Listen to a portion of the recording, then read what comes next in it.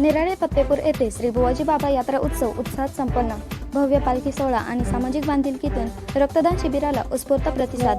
सिन्नर तालुक्यातील निराळे फत्तेपूर येथे सालाबादप्रमाणे यंदाही परमपूज्य महंत बुवाजी अहिलाजी पुणेकर यांच्या कृपाशीर्वादाने आयोजित करण्यात आलेला 2 दिवसीय श्री बुवाजी बाबा यात्रा उत्सव मोठ्या उत्साहात आणि भक्तिमय वातावरणात संपन्न झाला. सोमवार 24 ऑगस्ट आणि मंगळवार 25 ऑगस्ट 2026 रोजी पार पडलेल्या या उत्सवात पंचक्रोशीतील हजारो भाविकांनी सहभाग नोंदवला. यात्रेच्या पहिल्या दिवशी सोमवारी दिनांक 24 ऑगस्ट गावातून भव्य पालखी सोहळा काढण्यात आला. या मंगलमय प्रसंगी सत्यनारायण महापूजा विधिवत पार पडली. रात्री भाविकांसाठी विशेष जागरणाचा कार्यक्रम आयोजित करण्यात आला होता, ज्याला उपस्थित भाविकांचा मोठा प्रतिसाद मिळाला. मंगळवार दिनांक 25 ऑगस्ट रोजी धार्मिक कार्यक्रमांबरोबरच भाविकांसाठी महाप्रसादाचे आयोजन करण्यात आले होते. या वर्षीच्या उत्सवाचे प्रमुख वैशिष्ट्य म्हणजे धार्मिक परंपरेसोबतच जपलेली सामाजिक बांधिलकी. नाशिक येथील जनकल्याण रक्त केंद्राच्या सहकार्याने सकाळी 9 ते सायंकाळी 5 या वेळेत भव्य रक्तदान शिबिराचे आयोजन करण्यात आले होते. या शिबिरात परिसरातील अनेक तरुणांनी आणि भाविकांनी उत्स्फूर्तपणे रक्तदान केले. श्री बुवाजी बाबा मंदिर जीर्णोद्धार या सोहळ्यादरम्यान परमपूज्य महंत बुवाजी दादा पुणेकर आणि शिवसेना उद्धव बाळासाहेब ठाकरे नेते संजय राऊत यांचे धाकटे बंधू संदीप राऊत यांच्या हस्ते विशेष भूमिपूजनाचा कार्यक्रम संपन्न झाला. या प्रसंगी मुंबई महानगरपालिकेचे माजी नगरसेवक सोमनाथ शंकर सांगळे, महंत उमाजी दादा पुणेकर आणि महंत बबनराव सांगळे यांची प्रमुख उपस्थिती होती. 2 दिवसीय भरगच्च आणि वैविध्यपूर्ण कार्यक्रमांचे यशस्वी नियोजन श्री बुवाजी बाबा मंदिर जीर्णोद्धार निराळी फत्तेपूर देवस्थानचे परमपूज्य महंत बबनराव महादू सांगळे, समस्त बुवाजी बाबा भक्त मंडळ तसेच निराळे ग्रामस्थांच्या वतीने करण्यात आले. पंचक्रोशीतील सर्व भाविकांनी या सुवर्ण संधीचा आणि महाप्रसादाचा लाभ घेतल्याचे आयोजकांकडून सांगितले.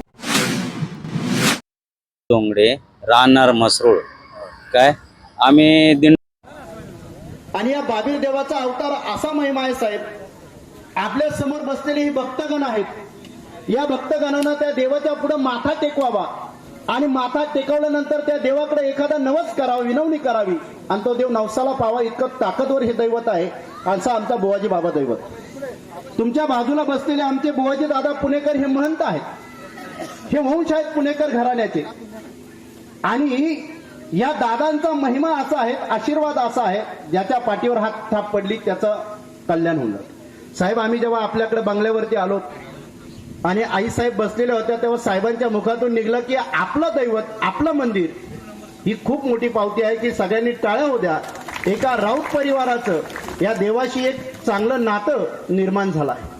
म्हणजे कुठंतरी काहीतरी मागावं आणि देवाने देऊन टाकावं. आमच्या भाऊनी देखील राऊत साहेबांसाठी नवस केला होता. म्हणजे इतकं हे दैवत आमचं आहे.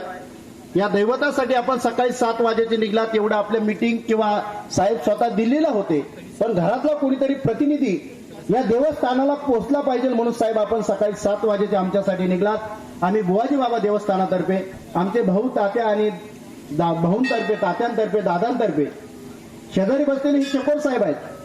आतापर्यंत अनेक मंदिरं त्यांच्या हातून घडली आहेत. हा जो प्लॅन आहे साहेब, आम्ही जेव्हा तुम्हाला बंगल्यावरती दाखवला, या चकोर साहेबांसाठी टाळ्या होत्या, कारण यांनी सुद्धा हा प्लॅन केलेला आहे. त्यानंतर हे जे आर्किटेक्चर आहे साहेब, नामांकित आपले बांधकाम त्यांच्याकडे RCC दिलेले सचिन भाऊ आणि शेजारी बसलेले मुंबईची बुलंदतोफ साकी नाका म्हणजे की सांगळे साहेब, त्यांच्यासाठी टाळ्या होत्या, कारण सांगळे साहेबांची काय दर्शक ती सुद्धा आम्ही पाहून आलो.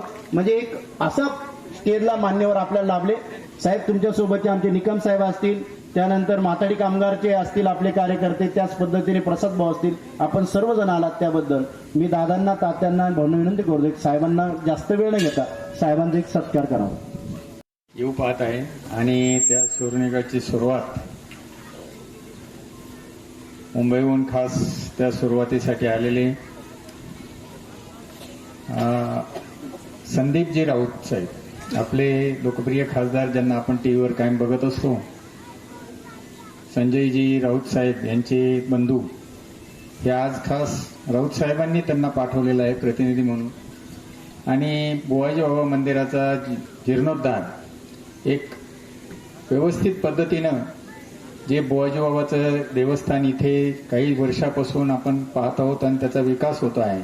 आणि मुख्य मंदिराचं काम आपण, ही जी समोर कमान आहे या कमानीचं काम गेल्या 5-6 वर्षापूर्वी पूर्ण केलेलं आहे आणि आता मंदिराचं काम आपण पूर्ण करतोय. पूर्ण करण्यासाठी आज भूमिपूजन केलेलं आहे. आणि या मंदिराची थोडक्यात माहिती अशी आहे की या मंदिराची पूर्व पश्चिम लांबी साधारण 81 फूट आहे आणि उत्तर दक्षिण रुंदी 51 फूट आहे. डबल स्टेजमध्ये मंदिर आहे. मध्ये गाभारा आणि सभामंडप आहे आणि बाजूनी पॅसेज आहे. दगडी काम करण्याचं, दगडी आणि कॉन्क्रीटाचं दोन्हीचं काम करण्याची प्लॅन तयार केलेला आहे. प्लॅन करताना अनेक गोष्टींचा इथं विचार केलेला आहे. हाईट साधारण कळसासहित हाईट 70 ते 80 फुटाच्या दरम्यान होईल अशा पद्धतीने हे काम आहे. कामाला किती पैसे लागतील हे सगळं भक्तांच्या खिशावर अवलंबून आहे. आपण बेसिक स्ट्रक्चर करणार आहोत, त्यानंतर लागलं तर फिनिशिंग जे आहे, कारण मंदिराच्या कामाचं एस्टिमेट करता येत नाही. याला कारण असं आहे की मंदिराच्या कामाला जे काही नंतर जो फिनिशिंग आयटम्स असतात ते व्हेरिएबल्स असतात. आपण काही बसू शकतो, ग्रॅनाइट बसू शकतो, साधी फरशी बसू शकतो किंवा प्लास्टरही करून घेऊ शकतो. परंतु जर देवस्थानाची बुवाजीबाबाची इच्छा असेल तर हे उत्कृष्ट मंदिर होईल असं मला वाटतं. या निमित्ताने आम्हाला जी प्रेरणा दिलेली आहे ते बुवाजीदादा पुणेकर यांनी खूप प्रेरणा बबनरावला दिलेली आहे. बबनरावनी खूप चंग बांधलेला आहे की हे मंदिर चांगलं व्हावं आणि हे सगळं आपणा सर्वांच्या मार्गदर्शनाने, आपल्या सर्वांच्या योगदानाने होणार आहे. आणि मंदिर हे एकट्या निराळ्याचं नसणार आहे किंवा बबन सांगळेंचं नसणार आहे. हे सगळ्या परिसराचं, सगळ्या भक्तांचं. इथं कुठल्याही प्रकारची सक्ती केली जाणार नाही आणि कुठल्याही प्रकारची अंधश्रद्धा, भीतीदायक वातावरण सुद्धा दिलं जाणार नाही. स्वेच्छेने ज्याला मनोभावी समाधान मिळेल अशा प्रकारचं योगदान इथं घेतलं जाईल हे या निमित्ताने मी डिक्लेअर करतो. आणि मी स्वतः कुठल्याच मंदिराची फी घेत नाही, याही मंदिराची फी घेणार नाही हे या निमित्ताने सांगतो आणि पूर्ण योगदान देईल अशी ग्वाही देतो आणि थांबतो. जय हिंद. आपल्या सर्वांना नमस्कार आणि जय महाराष्ट्र. आपण राहतो महाराष्ट्रात म्हणजे आपल्याला जय महाराष्ट्र बोलणं प्राप्त आहे. खरं म्हणजे मी आज बाबांचा अत्यंत आभारी आहे की आज तुम्ही जो भूमिपूजन सोहळा केला तो एका निष्ठावान परिवारातील सदस्याकडून करून घेतला. म्हणजे देवाच्या चरणी जशी आपण निष्ठा असते आपली, प्रामाणिकपणे आपण देवाच्या चरणी पडतो, त्यांच्या राऊत परिवाराकडून आपण जो भूमिपूजन केलं त्याबद्दल सगळ्यांना धन्यवाद. व्यासपीठावर सर्व उपस्थित मान्यवर, आता आमचे चकोर साहेब बोलले की कुठल्याही मंदिराचं बांधकाम करताना मी एकही पैसा घेत नाही. आणि खरं म्हणजे मला आणखीन एक आनंद वाटतो की आपण कुठे मागायला पण जात नाही. आता आजकाल काय होतं तुम्हाला माहिती आहे, लोक सण साजरे करतात, उत्सव करतात, हे करतात, ते करतात आणि लोकांकडून पावत्या फाडतात. पण आज हे अशी गोष्ट बघितली की भक्त आपल्या खिशातून हे मंदिर बांधणार आहेत. फार पुण्याची गोष्ट आहे आणि स्वच्छते जे देतील ते देतील. आणि आम्ही देखील, मला बोलले बाबा की राऊत साहेबांसाठी आम्ही नवस केला होता, 3 वर्ष राऊत साहेब आले, तर आता मी आलेलो आहे, थोडाफार माझ्यासाठी म्हणून नवस करा. कारण बुवाजी बाबा हे भक्तांच्या हाकेला साथ देतात, भक्तांच्या मागे खंबीरपणे उभे राहतात. निष्ठावान, गद्दार नाही, निष्ठावान. म्हणून मी बाबांना आज हात जोडून प्रार्थना करेन की जे काही माझ्या मागे जो काही मला त्रास आहे तो सर्व दूर कर अशी त्यांच्यासाठी प्रार्थना करेन. आणि खास करून मी सोमनाथ सांगळे साहेब इथे आलेले आहेत. सकाळीच ते फोन केला, मला माहिती तो येणार आहेत म्हणून. मी पोचतो 15 मिनिटात. ते माझ्या अगोदर पोचले का कालच आले वाटतं. यांचं नाव माझ्यासाठी घेईन की जेव्हा मिंदेने गद्दारी केली, प्रतारणा केली, गद्दारी केली, तेव्हा त्यांच्या बॅनरवर पहिला हातोडा मारणारा माणूस कोण असेल तो सोमनाथ सांगळे. ह्याला म्हणतात इंग्लिशमध्ये डेअरिंग. आता तुम्ही पहा, राऊत साहेब देखील जे काही बोलतात, जे काही करतात ते प्रामाणिकपणे बोलतात. उद्धव साहेबांच्या मागे, बाळासाहेबांच्या मागे खंबीरपणे राऊत साहेब उभे आहेत. भरपूर त्रास झाला आम्हाला. राऊत साहेबांना जेलमध्ये टाकलं, मला 2-2 दिवस बसवलं ईडीने, काही नसताना त्रास आम्हाला झाला. पण त्या त्रासातून आम्ही आज उभे आहोत. ते का, तर मला वाटतं बुवाजी बाबांचा आशीर्वाद राऊत घराण्याच्या मागे आहे आणि तो कायम राहील. आणि मला वाटतं पुढच्या वर्षी पण मी येईन. मला थोडासा समाधान आणि मानसिक समाधान मिळालेलं आहे. आणि मी नक्कीच परत येईन असं मी बाबांना सांगतो. राऊत साहेब येऊ शकले नाही, फार त्यांची इच्छा होती. म्हणतो तुम्हाला माहिती आहे राऊत साहेबांवर महाराष्ट्र नाही तर पुरा देश बघतो राऊत साहेबांना. त्यामुळे अर्जंट त्यांना दिल्लीत जावं लागलं म्हणून ते येऊ शकले नाही. परंतु त्यांनी मला सांगितलं की आप्पा आणि बाबा पण सारखे फोन करायचे, आप्पा या या या या. ठीक आहे, मला आज देवाच्या चरणी यायला मिळालं या नेराळे गावात ना, आणि मी पहिल्यांदा आलो. मी सर्वप्रथम आपल्या सर्वांना परत शुभेच्छा देईन आणि असाच पुढच्या वेळेस देखील मी येईन असे माझे 2 शब्द सांगतो आणि संपतो. जय म्हणजे महाराष्ट्र. ज्यांच्या हस्ते उद्घाटन झालं असे आमचे मित्र भारतीय कामगार सेनेचे सरचिटणीस संदीप उर्फ आप्पा राऊत, महंत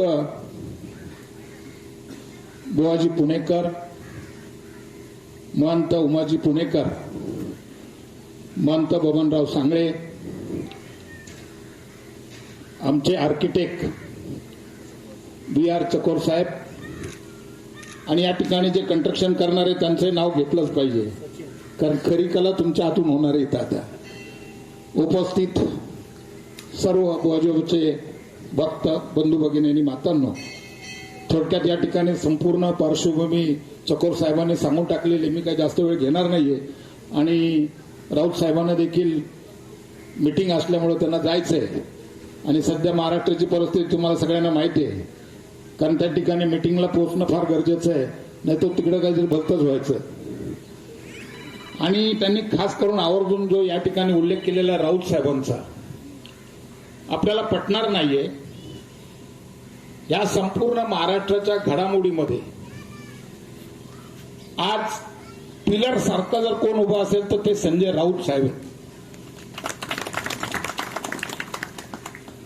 मी माझ्या संपूर्ण कारकिर्दीमध्ये बघितले असे कितीतरी प्रवक्ते, पण सडेतोड बोलणारे, खरं बोलणारे, जे काय आहे ती वस्तुस्थिती मांडणारे, आणि अशा पद्धतीने ते संपूर्ण या महाराष्ट्रामध्ये फिरतायत.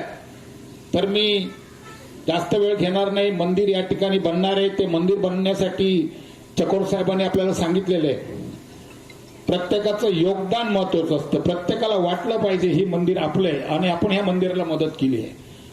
या पद्धतीने या ठिकाणी या मंदिरासाठी आपल्याला सरळ हाताने सगळ्यांना मदत करायची आहे. आणि हेही त्यांनी सांगितले का कोणाला जबरदस्ती नाहीये आणि इथं कोणत्याही प्रकारची अंधश्रद्धा नाहीये. या ठिकाणी फक्त श्रद्धा आहे. मी तर माझ्या जन्मापासून सांगेल तुम्हाला, या देवावरची जी श्रद्धा आहे आमची, त्या श्रद्धेमुळेच आज या ठिकाणी आम्ही येऊन पोहोचलेलो आहे.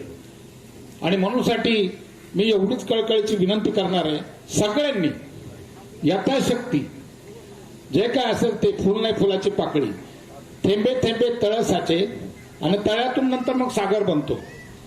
या सगळ्या गोष्टी कशा होतात तुम्हाला माहिती आहे. आणि ही पवित्र जागा आहे, ही पवित्र जागा आहे. 1996 साली या ठिकाणी वटवृक्ष लावलाय. त्याचा आता तुम्हाला माहिती आहे वटवृक्ष कसा फुललाय, आणि आपण सगळे त्या सावलीची छायामध्ये वावरतोय. आणि म्हणूनसाठी मी पुन्हा एकदा बुवाजीभाऊकडे प्रार्थना करील, आपल्याला सगळ्यांना सुख शांती समाधान, सगळ्यांना चांगलं आरोग्य लाभू दे. आणि या ठिकाणी या येतो चांगलं मंदिर होण्यासाठी आम्हाला सगळ्यांना देवाकडे शक्ती मागतो. धन्यवाद. जय हिंद, जय महाराष्ट्र.